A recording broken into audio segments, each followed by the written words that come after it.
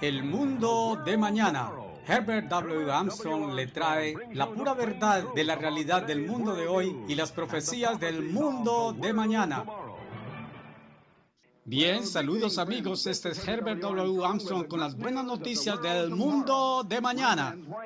Amigos míos, ¿por qué es que hoy oímos un evangelio diferente del evangelio que Jesucristo predicó? Y que hoy el evangelio que es predicado como el evangelio de Jesucristo no es el evangelio que él predicó, sino exactamente lo opuesto. De hecho, las costumbres que se suponen ser cristianas eran todas antigüedades en el tiempo de Cristo y fueron condenadas por Cristo y los apóstoles, y fueron condenadas en la Biblia como paganas y gentiles, créalo o no. Ahora, hemos estado yendo por el Nuevo Testamento, a Mateo, a Marcos, a Lucas, a Juan, para ver exacto lo que Jesucristo predicó, lo que Él enseñó, lo que fueron sus doctrinas y creencias, lo que Él enseñó y qué costumbres siguió Él, convirtiéndose en un ejemplo que deberíamos seguir en sus pasos. Ahora en el capítulo 12 de Lucas, y piensa cómo he llegado hasta el versículo 41, pues Pedro le dijo, comenzando el versículo 41, Señor, ¿hablas estas parábolas a nosotros o aún a todos? En otras palabras, ¿quiere decir para nosotros que fuimos llamados y discípulos elegidos? Ahora, discípulo no es una palabra inglesa moderna. Usted solamente lo lee en la Biblia, supongo. No usamos la palabra mucho más, pero en inglés puro significa estudiante o aprendiz. Ellos eran sus estudiantes y él era su maestro. Ahora, si usted solo lo puede entender así, lo entenderá mucho mejor, pero han sido llamados como estudiantes para volverse sus altos ministros en el oficio de apóstoles. Ahora, Jesucristo dijo, edificaré mi iglesia, y lo hizo, y su iglesia llamada el cuerpo de Cristo. Y solamente hay una iglesia que es la verdadera de Dios, de la cual Jesús, el Cristo, es la cabeza. Esa iglesia está fundada en el propio fundamento de los apóstoles y los profetas. Los profetas significan Isaías, Jeremías, Daniel, Ezequiel, y Oseas, y Amós, y Joel, y Sefonías, y Malaquías. La iglesia del Nuevo Testamento está fundada sobre esos profetas, así como sobre los apóstoles. Jesucristo mismo es la piedra angular. Y no olvide que incidentalmente Moisés es un profeta también. Ahora Jesús dijo que fundaría, que edificaría su iglesia. ¿Cuál es esa iglesia y dónde está? Donde quiera que esté, Jesucristo es la cabeza de ella. Y Jesucristo nada hace de sí mismo. Bien, Él dijo, de mí mismo nada puedo hacer. El Padre que mora en mí, Él lo hace. Las palabras que Él dijo otra vez es que yo y mi Padre somos uno. Él dijo, el Padre que me envió me dio mandamiento de lo que diría y hablaría, y que Él habló solo lo que su Padre le mandó. Dijo, he guardado los mandamientos de mi Padre. Y dijo que había un legislador. Ahora en el gobierno de Dios, y usted debe recordar, mi amigo, que Dios no solo es creador, que creó materia estática, materia muerta, una vez hace mucho, mucho tiempo, y entonces cuán asombroso es todo lo que lograron, y Dios no es un Dios muerto, Dios es Dios viviente y fuente de toda vida, Dios es fuente de todo poder y energía y fuerza, y de todo lo que existe, y Dios no solamente creó, como dije, solo materia muerta, sino que Dios también creó fuerza y energía y todas las leyes que existen. Y todas las leyes operan y se mueven. Usted no puede hacerlas a un lado. Puede arguir todo lo que quiera de que no hay ley de gravedad o de que usted las ha abolido con esto por pensar de que Jesucristo vino y abolió la ley de gravedad. Pero yo le aseguro que esta todavía está operando. Como he dicho muchas veces, si usted va a un alto precipicio o salta de un acantilado o algo, o va a la ciudad de New York y salta de la torre de observación si puede, sin que el guarda lo aprese, y lo hace desde el edificio Empire State, entonces la gravedad lo llevará abajo. Y entonces la inercia, otra de las leyes que Dios sometió y diseñó y puso en movimiento, como Albert Hubbard podría haber dicho, Lo golpeará a usted cuando usted toque el fondo, y todavía está en función y en efecto justo lo mismo como era el año pasado, o hace 10 millones de años, cuando quiera que Dios comenzó. Dios es el gran gobernador, es el supremo gobernador de todo el universo. ¿Por qué entonces es que Dios no está realmente gobernando este mundo? ¿Por qué entonces este mundo piensa que Dios se ha ido y que no está interesado en nosotros? ¿Por qué es que el mundo dice que el día de milagros ha pasado? En otras palabras, en operar por intervención directa sobrenatural por el omnipotente Dios. ¿Por qué el mundo dice eso? Les diré por qué. Porque Dios, que es el gobernador supremo, determinó y tomó la decisión y decretó que la humanidad durante 6,000 años sobre esta tierra deberían ser agentes morales libres que debería decidir por sí misma y que al hombre se le debería dar una elección, la libre elección de tomar su propia decisión por un propósito, sea que se sometiera al gobierno y al reino, al gobierno de Dios, y lo obedeciera sumisa y humildemente, o que desafiara arrogantemente a Dios y pusiera un muro entre él y Dios para gobernarse a sí mismo. Ahora, lo que hemos tenido sobre esta tierra durante 6,000 años es que el hombre se ha rebelado contra Dios, el hombre ha rechazado el gobierno de Dios y las leyes de Dios, y el hombre se ha gobernado por sí mismo. Parece que los hombres están dispuestos a ser gobernados por otros hombres, pero no por Dios u otro. Los pocos que son egoístas, son ambiciosos, quieren gobernar y señorear sobre otros. La mayoría del mundo, sin embargo, son seguidores, están perfectamente contentos con ser arrastrados, pero estaría mucho mejor ser gobernados por hombres que por Dios. Están perfectamente dispuestos a exaltar a los hombres o adular a los hombres, y los seguidores usualmente le brillan los zapatos al jefe, que los exalta porque piensan que pueden tener favores especiales en hacerlo. Y ese es el curso que la humanidad ha perseguido. ¿Pero por qué? Porque hay un propósito obrándose aquí abajo, y el propósito de Dios permanece. Y Dios tiene una razón para este propósito, y lo que Él está haciendo en y a través de la humanidad. Y la única forma para que ese propósito pudiera ser logrado es que aprendamos lecciones y que tomemos nuestras propias decisiones. Así pues, Dios mismo ha mandado que el hombre hiciera eso, y que el hombre decidiera venir bajo la ley de Dios, el gobierno de Dios, y ser gobernado por Dios, y entonces disfrutar de arrolladoras bendiciones de ese gobierno. ¿Sabe usted que aquellas bendiciones incluirían paz mental, felicidad y plena vida abundante, solo plenitud cada minuto de interés, y algo que es tan interesante que usted solo siente que es tan bueno para estar vivo, y buena salud, y también prosperidad y felicidad, y gozo, que es felicidad al borde y en acción sin fin, y entonces el don de la vida eterna, para que usted pueda seguir viviendo en ese estado de felicidad y gozo, que significa ser útil y productivo e interesante, vida vibrante por siempre jamás. Eso es lo que tendremos si nos volviéramos a Dios y ser gobernados por Él, lo cual nosotros debemos voluntariamente decidir hacer, o podemos rechazar eso, y Dios nos permite hacer eso. Y entonces nos gobernamos nosotros, y entonces venimos bajo la penalidad de esa ley, la cual es vidas vacías, vidas aburridas e infelices, toda clase de temores mentales y preocupaciones, una mente que es perturbada y desarreglada en toda otra cosa de infelicidad, y entonces las cosas que la holgazanería trae, y todo el orgullo y vanidad y todo el sistema que tenemos, lo cual resultará en lo que la pobreza ha resultado, y en hambre y en necesidad, y en injusticia, y en ser maltratado en las manos de otros hombres continuamente, y en temor y preocupación, en cada clase de enfermedad y dolor, y angustia y sufrimiento, y rostros sin nada destacable sino muerte. Eso es, mis amigos, lo que la humanidad estúpida ha elegido hacer, porque la mente natural del hombre es antagónica hacia Dios, es enemistad, como el lenguaje del Nuevo Testamento lo deletrea, contra Dios. Es solo una especie de pensar de que Dios está equivocado y necesita el resultado de que Dios deroga sus promesas y voluntad de hacerlo, pero quiere lograrlo avanzando directamente lejos de Él. Ahora, hay solo una cosa, un solo destino que sé que ustedes lograrán por ir fuera de este, y ese no es un viaje alrededor del mundo, supongo. Es una senda larga alrededor, pero ustedes llegarán allí, pero nunca encontrará felicidad por ir lejos de este, porque por más que se aleje de este, más lejos llegará de donde está. Y eso es simple sentido común. Y ese es el camino que los humanos han estado yendo. Ahora, Dios es el supremo gobernante, y Dios tiene gobierno en su iglesia, y su iglesia simplemente está compuesta por aquellos que voluntariamente han venido a arrepentirse de sus caminos y del gobierno de los hombres. ¿Cómo vino usted a Dios? ¿Cómo derribó esa partición moral que se mantenía entre usted y Dios? Déjenme decirles algo, mis amigos.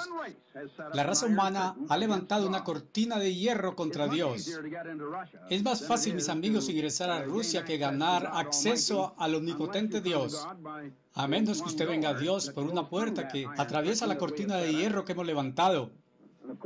Por supuesto, es más fácil ir por ese camino, excepto, yo no sé si es más fácil o no, sea porque usted tiene que hacer algo que no parece ser tan fácil para humanos. Yo no sé por qué es la cosa más difícil para seres humanos, admitir que han estado equivocados, para confesar cuán equivocados han estado y cambiar su curso. Bien, eso es lo que usted tendrá que hacer, porque Isaías nos lo dio, e Isaías es uno de los profetas sobre los que la iglesia de Dios del Nuevo Testamento fue fundada y construida, cuando él dijo, buscad al Eterno mientras pueda ser hallado, y entonces que el inicuo abandone su camino, que está en Isaías 55, que el inicuo abandone su camino y el malvado sus pensamientos, versos 6 y 7.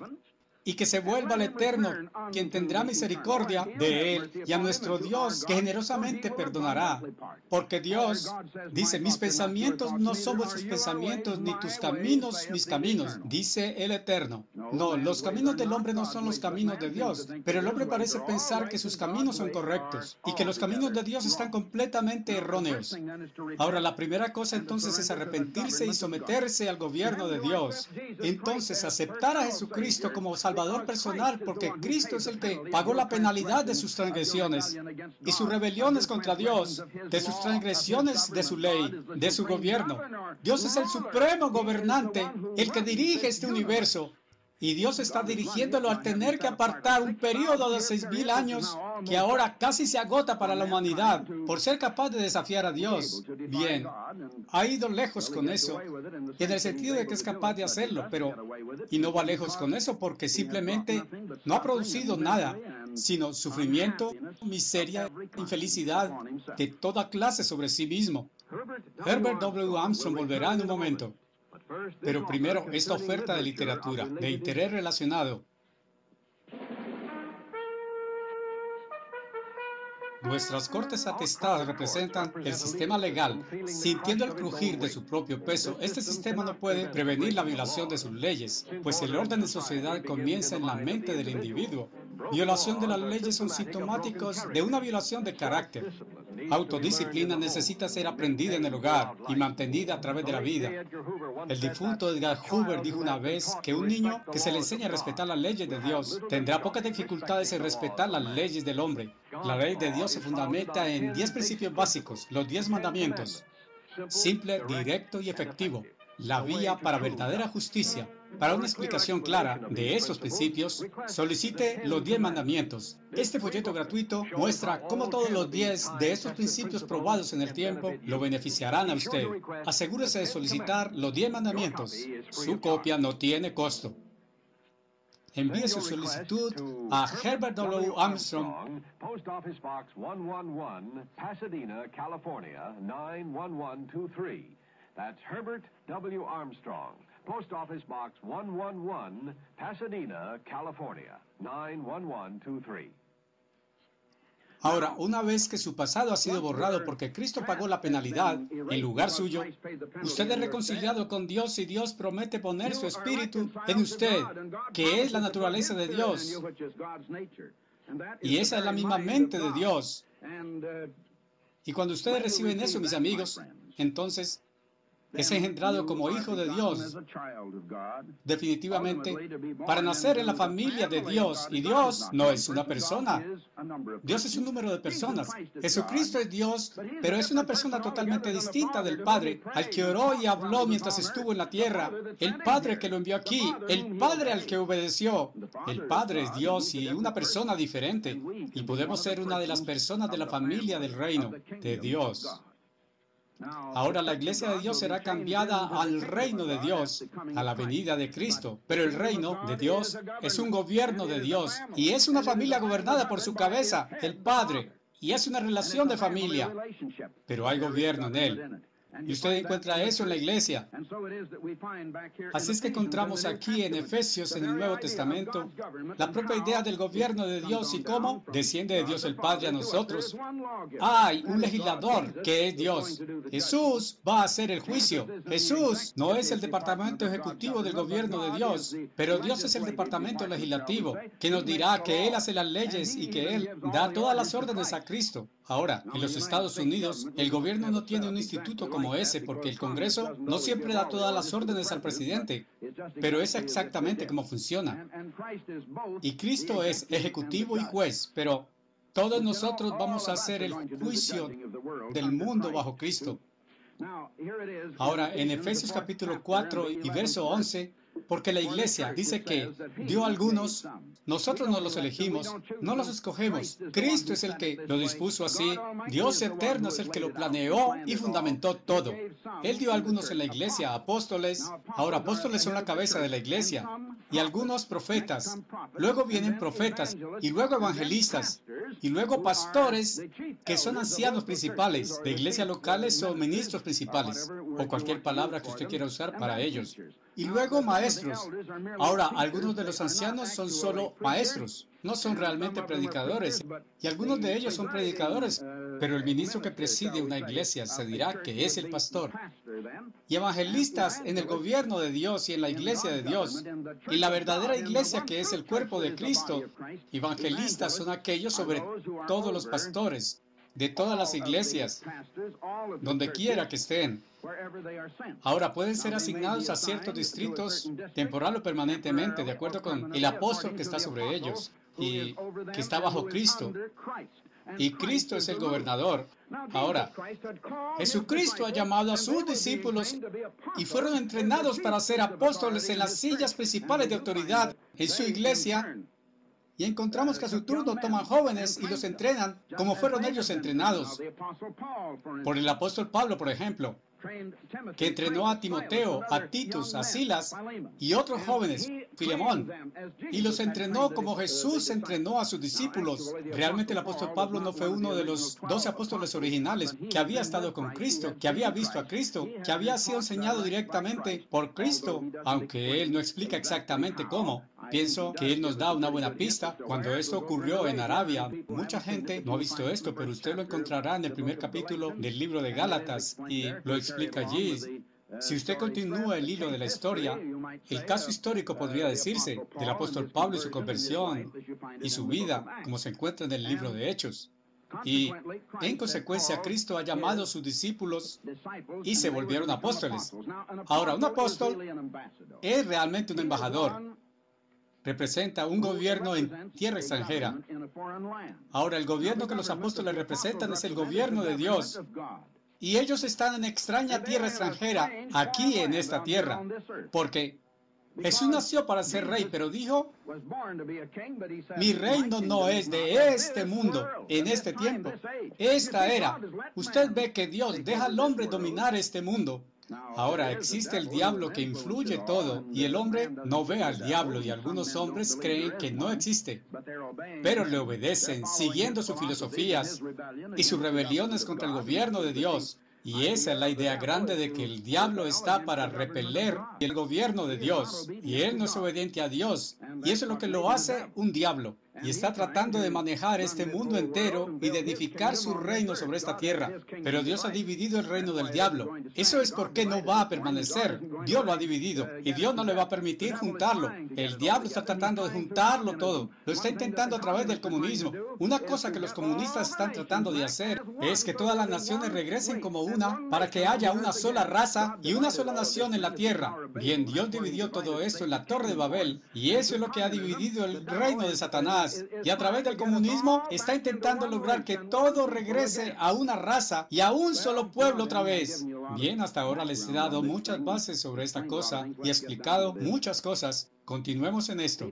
Pedro fue uno que estaba siendo llamado para ser uno de los apóstoles embajadores, para representar el reino de Dios aquí en esta tierra. Y dijo, Señor, ¿está diciendo esta parábola toda a nosotros? En otras palabras, toda la gente referida a nosotros que han de ser tus principales oficiales en ejecutar tu gobierno en la iglesia y ejecutar tu misión, que es justo predicar el Evangelio como testimonio, que es el mensaje de Jesús.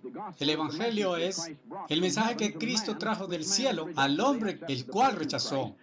Aceptaron la persona de Cristo, van bien con todo el prestigio del nombre de Cristo y se llaman a sí mismos ministros de Cristo mientras predican un evangelio completamente distinto. Ahora, y dijo el Señor, ¿quién es pues el siervo sabio y fiel que el Señor hizo señorear sobre su casa para darle su porción de comida en debido tiempo? Me pregunto si entienden ustedes eso. Usted lee eso justo en su Biblia, no tiene otra significación que usted diga, apenas puedo entender la Biblia. Muy bien, es tan simple, es así de simple. Escuche, ahora cáptelo. El Señor. Ahora, la palabra Señor significa gobernador. Es el que es maestro y líder, el regidor que lleva autoridad. Ahora, el Señor dijo, ¿quién es aquel siervo fiel y sabio? Ahora, siervo es uno que el jefe ha tomado, como se diría, un superintendente o gerente de área. En otras palabras, es uno que se le ha confiado cierta responsabilidad y probablemente esté sobre otra gente. Ahora, ¿quién es el siervo fiel y sabio? A quien su Señor, que tiene señorío sobre él, lo hará gobernador de su casa. Ve usted que el siervo fue hecho gobernador sobre lo que su maestro dispone sobre él. Y su maestro es uno que dirige probablemente un gran negocio o tiene una gran casa, o algo de esa clase. Ahora, aquí Jesús toma la idea de uno que probablemente tiene un estado bastante grande, probablemente una casa grande, una hacienda, y el siervo es uno que se ha puesto sobre este, como gerente, pero que está bajo el dueño, y el Señor aquí, que es el dueño y maestro principal. Ahora, Él puso este siervo sobre su casa. Ahora, ¿para qué? Fue hecho gobernador y fue puesto sobre su casa. ¿Para qué? Para señorear sobre su casa y para ver cuán cruel puede ser a ellos. ¿Cuántas órdenes puede Él dar mientras ellos esperan? Y Él no hace nada. Oh, no. Él fue hecho gobernador sobre su casa. ¿Para qué propósito? ¿Para darle su porción de comida o carne? En la Biblia King James la palabra simplemente significa comida, para comer, en debido tiempo. Realmente lo que está hablando aquí es que Él es realmente el Señor. Y Pedro y los apóstoles, o mejor los discípulos, como eran llamados, estaban haciéndose siervos sobre esta tierra y sobre la herencia de Dios aquí, en la tierra, para alimentar a la gente con comida espiritual de Dios. Y ellos son siervos. Ahora, aquí está la cosa. En el gobierno del hombre, con la forma en que el hombre dirige este mundo, los hombres altos y jefes generalmente son hombres que intentan llegar a un lugar donde no tienen mucho trabajo que hacer, ya más. Y de alguna forma el maestro es uno que es servido y el siervo es uno que ejecuta el servicio. Y el maestro es el gobernador y gobierna sobre aquellos que le sirven. En verdad, en la mayoría de los negocios, el jefe tiene más cargas que los hombres que están bajo él. Y no piensen que no sé que resulté estar en esa posición. Y encontré que tengo que trabajar un poquito más duro que la mayoría bajo mí, aquí, y hacer cosas aparte. Y la mayoría de los que han sido cabeza de algo o una institución han aprendido eso. Pero la idea común es lograr una especie de retiro. Ustedes saben, pienso que la mayoría de los hombres tienen la ambición de tener suficiente de antemano para poder retirarse y no hacer nada sino solo esperar a descansar el resto de sus vidas. Esa no es la idea de Dios. Ahora, eso hace al que Él da autoridad, el que sirve a otros. Y el que es el siervo y hace lo más en servir es el que Dios da la autoridad para ser el gobernador sobre aquellos que Él sirve. Esa no es en nada la idea de este mundo, ¿verdad? Bien, esto es porque esto va a estar sobre toda esta tierra muy pronto cuando Jesucristo venga e inicie el gobierno de Dios, un gobierno mundial para gobernar toda la tierra de acuerdo con el camino de Dios y las ideas de Dios.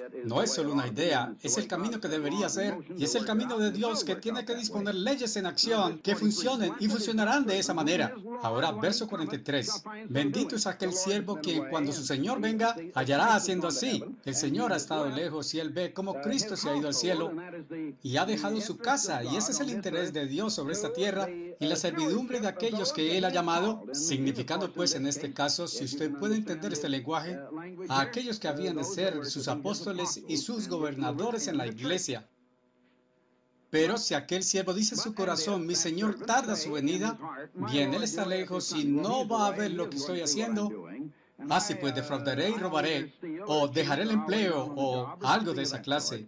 Y comenzará a golpear a los siervos y siervas para comer y beber hasta embriagarse, y sale y se embriaga en gran disipación sobre ellos en lugar de servirles y alimentarlos. El Señor de ese siervo vendrá en un día cuando Él no lo espera. Está hablando de la segunda venida de Cristo y lo que sus ministros han hecho. Ministros de las iglesias de este mundo, mis amigos, se han alimentado a sí mismos, como Ezequiel dice en el capítulo 34 de su profecía. Se alimentan a sí mismos en lugar de alimentar el rebaño. Engordados a sí mismos y han dado al pueblo lo que quieren oír. Así el pueblo paga el dinero por sus salarios. Mientras dijeron, nuestro Señor se fue, no sabe lo que estamos haciendo. El Señor de aquel siervo vendrá en un día cuando no espera por él y en momentos en que se ha olvidado, Él lo cortará y le asignará su porción con los paganos, y en otras palabras, no le permitirá entrar al reino de Dios, y no estará, pues se usa un lenguaje tan frecuente como no salvo y perdido. Y aquel siervo que sabía la voluntad del Señor y no se preparó, ni obró de acuerdo con su voluntad, hoy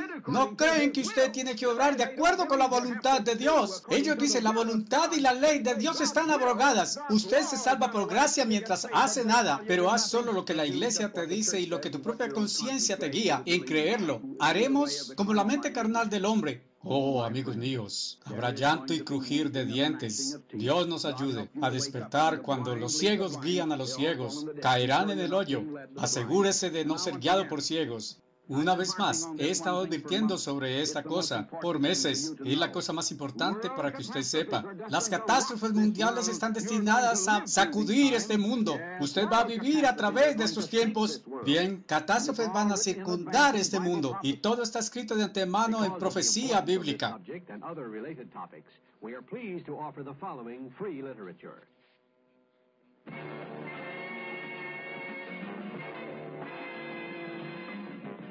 Shows there have always been wars, disease, and famine, threats to local populations. But never before has the possibility of total annihilation of the human race existed until this age of the arms race, nuclear stockpiles, overkill, and the hydrogen bomb. An entire generation has learned to live under the shadow of the mushroom cloud. We've heard talk not of if World War III comes, but when. Ours is indeed a unique moment in history.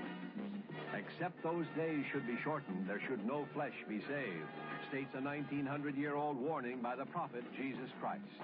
Are we living in the last days? You need to know. Request this important booklet for a full understanding. Your copy is free. There's no charge or follow-up. Request, Are We Living in the Last Days? You have heard The World Tomorrow with Herbert W. Armstrong, sponsored by the Worldwide Church of God. For literature offered on this program. Additional programs and literature available at hwalibrary.com.